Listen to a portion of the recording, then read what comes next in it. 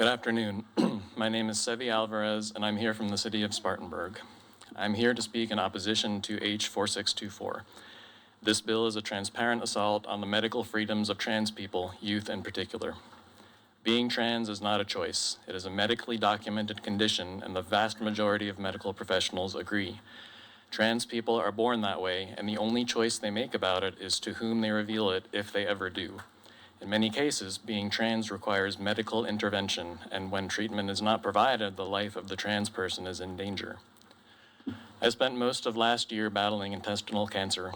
When my doctors found out what was going on with my body, they recommended treatment for me. It included drugs with side effects that were irreversible. I had to undergo 2 major surgeries that forever altered my physiology. The doctors recommended these life-changing procedures because they were the best chance I had to successfully treat my condition, and I'm happy to say that it worked.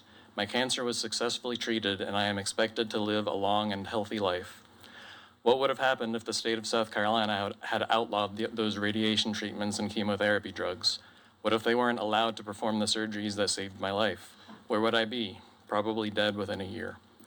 Lucky for me, no one in this legislature had the idea to outlaw cancer treatments for the sake of fear-mongering and earning cheap political points. Let me be clear, I am not saying that being trans is equivalent to having cancer. There's absolutely nothing wrong with being trans. But the fact remains that in both cases, the proper treatment irrevocably changes the body. When that happened to me, the government didn't object, nor should they, and they wouldn't object if a child had to have cancer treatments either. Trans people already have a hard enough time living in a society that still has trouble accepting them as human beings, as children of God created in his image.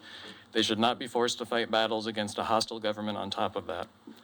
The medical freedom of a marginalized group is on the line with this bill, and make no mistake, even if you are not a trans person, if you allow this bill to pass, then you are giving the government a license to strip away the rights of anyone in our state from making their own medical decisions. It could happen to you next.